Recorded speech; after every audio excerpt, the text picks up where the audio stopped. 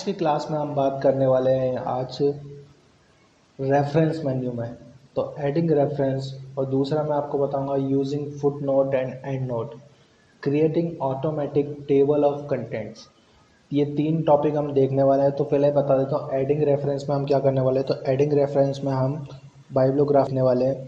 बाइब्लियोग्राफी होती क्या है ये मैं आपको बता देता हूँ। तो यदि आपको एक शोध पत्र यानी रिसर्च पेपर लिखना हो तो आपको एक ग्रंथ सूची यानी बाइब्लियोग्राफी भी शामिल करने की आवश्यकता होती है। यदि यह आपको एक कार्य उद्धत पृष्ठ यानी उससे रिलेटेड एक पृष्ठ देती है जिसमें हम कह सकते हो कि हमारा कॉपीराइट या जो भी है कॉपीराइट या फिर आप कह सकते हो रजिस्ट्रेशन है आपका, ठीक है। संदर्भ और रेफरेंस की एक सूची शामिल करने के लिए कहा जाता है, जैसे कि किताबें, लेख या तक की वेबसाइट है जिनका उपयोग आप अपने पेपर को शोध करने और लिखने के लिए करते हैं। उसमें भी एक ग्रंथा सूची होती है जिसे बाइब्लियोग्राफी कहते हैं। तो बाइब्लियोग्राफी के बारे में आज मैं बताऊंगा आपको।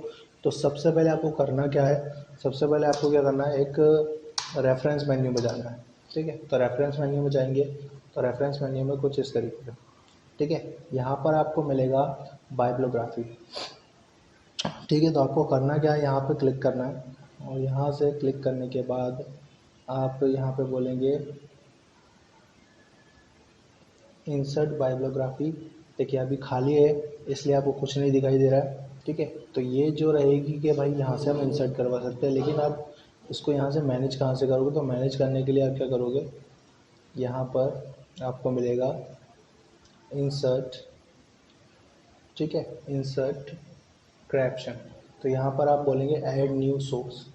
ऐड न्यू सोर्स के साथ जैसे आप क्लिक करोगे यहाँ पर एक विंडो ओपन होगी। तो अब आपके पास ऑप्शन है, बुक लिखना है, बुक के बारे में आप लिख सकते हो। फॉर एग्जांपल मैंने यहाँ पे लिखा बुक। तो अब इसका जो ऑथर है वो कौन है, तो मैंने कहा अमित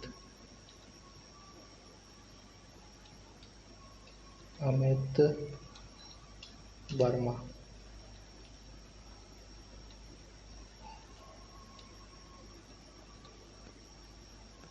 ठीक है। आप कॉर्पोरेट ऑथर है तो यहाँ पे आप टिक कर सकते हो या फिर इसमें भी एडिट कर सकते हो आप, ठीक है। अब टाइटल क्या है, तो टाइटल में यहाँ लिख देता हूँ। तो भोपाल के ऊपर एक बुक बनाई है जिसका नाम है भोपाल द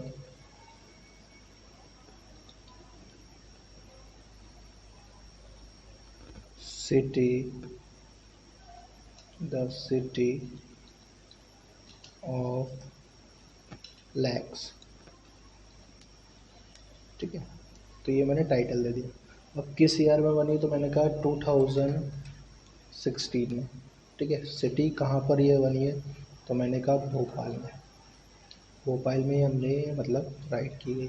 अब पब्लिशर कौन है, तो अब पब्लिशर जैसे मैंने यहाँ पे बोल दिया राज पब्लिशर, जिसने पब्लिश करी, ठीक है। तो यहाँ पे मैंने बोल दिया पब्लिशर,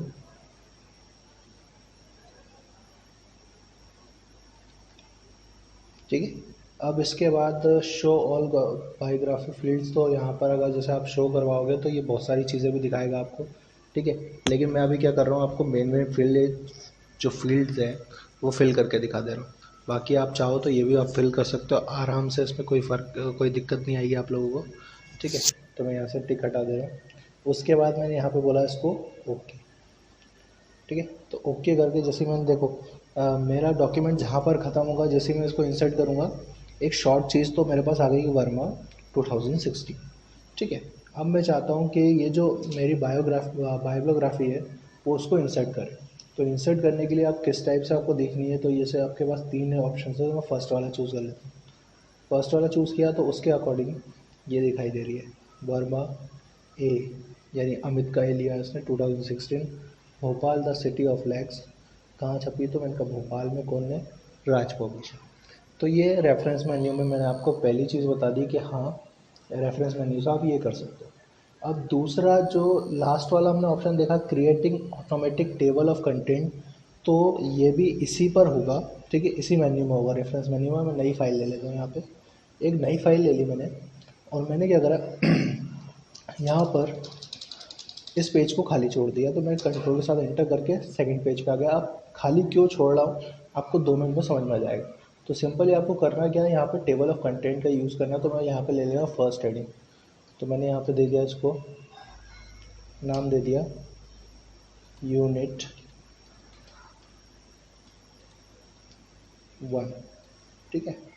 और जो इसके बाद कंट्रोल एंटर किया, दूसरे पे आ गया मैं, ठीक है। याद रखना आपको हेडिंग 1 ही चूज़ करना है, यूनिट 2, ठीक है। तो ये 2 यूनिट दे दी, मान लीजिए इसमें मैंने कुछ लिखा हुआ। अब ये 2 पेजेस हैं, तो मैंने क्या करा, यहाँ पर एक इंडेक्स बनाया। टेबल ऑफ कंटेंट से आप क्या कर सकते हो, इंडेक्स बना सकते हो अपनी मर्जी से, ठीक है। अब मैंने क्या, चैप्टर नाम नहीं देना था मेरे को, लेसन नाम नहीं देना था, मैंने यहाँ पे दे दिया, ठीक, यूनिट 1 और यूनिट 2। अब मैं क्या करने वाला हूँ, टेबल ऑफ कंटेंट का चूज़ करने वाला हूँ। यहाँ पे टेबल ऑफ कंटेंट को चूज़ करूँगा, तो मैं यहाँ पे फर्स्ट वाले को चूज़ करने वाला हूँ। तो यहाँ से मैंने फर्स्ट वाला चूज़ किया, यहाँ पे देखिए ऑटोमेटिकली टेबल आ जाएगी। और ऑटोमेटिकली टेबल आने के बाद क्या हो रहा है, जिस पेज नंबर पे जो यूनिट है वो दिखा रहा है। और वो ये भी कह रहा है कि अगर आप कंट्रोल के साथ क्लिक करोगे तो वो उस लिंक को फॉलो करेगा और आपको उस पेज पे लेके जाएगा। कहने का मतलब ये है कि इससे आप इंडेक्स बना सकते हो। आप 100 पेजेस की बुक लिखो, 60 पेजेस की लिखो, 70 पेजेस की लिखो, 200 पेजेस की लिखो, जहाँ पर आप यूनिट 1 या यूनिट 2 या फिर जो भी लेसन वगैरह लिख रहे हो वहाँ पर आप इसका यूज़ कर सकते हो, ठीक है। तो मैं क्लिक करके दिखाता हूँ आपको, ये देखिए, ठीक। इस तरीके से आप चाहते हो कंटेंट ना लिखा है यहाँ पे, तो आप चाहो तो यहाँ पे इंडेक्स भी लिख सकते हो, ठीक है। तो इस तरीके से आप ये कर सकते हो। नेक्स्ट टॉपिक है हमारा using foot note and and note. अब फुट नोट क्या होता है और एंड नोट क्या होता है, तो मैं आपको समझा देता हूँ। जैसे फुटर होता है वैसे ही फुट नोट भी होता है। अब फुटर क्या काम करता है कि वो उसके जो पेज ख़त्म होता है उसमें हेडिंग देता है, ठीक है। तो यहाँ पर भी ये सेम काम करता है।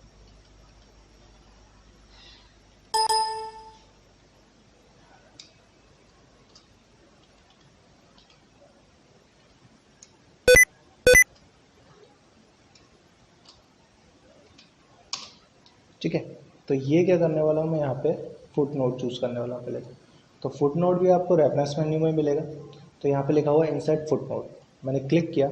देखिए कर्सर मेरा भले ज़रूर यहाँ पे रखा हुआ था, लेकिन फुट नोट आएगा पेज के नीचे ही, यानी कि जहाँ पे पेज ख़त्म हो रहा है वो फुटर में ही आएगा। अब यहाँ पे लिख देता हूँ फुट नोट में गुड, ठीक है। तो ये जो है ना, जैसे यहाँ पर कर्सर मैंने रखा है तो यहाँ पर भी आपको दिखाई देगा कि फुट नोट में ये लिखा हुआ, ठीक है। अब मैं आपको बता देता हूँ इंसर्ट एंड नोट।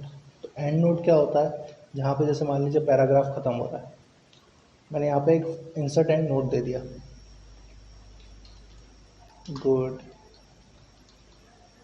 राइटिंग, ठीक है। तो ये गया दूसरे पेज पे, लेकिन वो अपनी मर्ज़ी से जाता है, ऐसा आप नहीं कर सकते उस पर, ठीक है। तो वहाँ पे जगह ना मिलने के कारण वो नीचे चला गया होगा, ठीक है।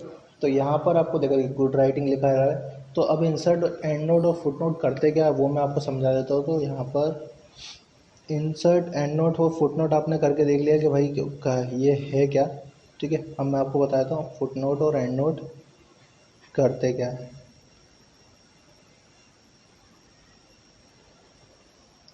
तो मान लीजिए जैसे कि हमने फुट नोट का यूज़ किया, तो एमएस वर्ड में फुट नोट और एंड नोट के बीच में अंतर बता देता हूँ पहले मैं आपको। तो एक पेज पर संदर्भ के रूप में दिखाई देता है और दूसरा डॉक्यूमेंट के अंत में दिखाई देता है। कहने का मतलब ये है कि एक पैराग्राफ के लास्ट में दिखाई देता है और दूसरा डॉक्यूमेंट के या फिर पेज के अंत में दिखाई देता है। कंटेंट के अनुसार फुटनोट में बोनस जानकारी स्पष्टीकरण एक तरह का होता है और एक अंतराल संदर्भ या उदाहरण होता है। यह सिर्फ एक अनुमान है। फुटनोट पेज के निचले भाग में दिखाई देता है और एंड नेट डॉक्यूमेंट में अंत में दिखाई देता है। सबसे पहले आप फुटनोट को करने के लिए रेफरेंस मेन्यू का यूज़ किया जाता है, जैसे कि मैंने आपको पहले भी बताया। तो ये फुटनोट और एंड नोट की मैंने आपको करके दिखा दिया। तो ये मैंने आपको 3 ऑप्शन बताए आज की क्लास में। नेक्स्ट क्लास में मैं आपको इसके आगे बताऊंगा, ठीक है।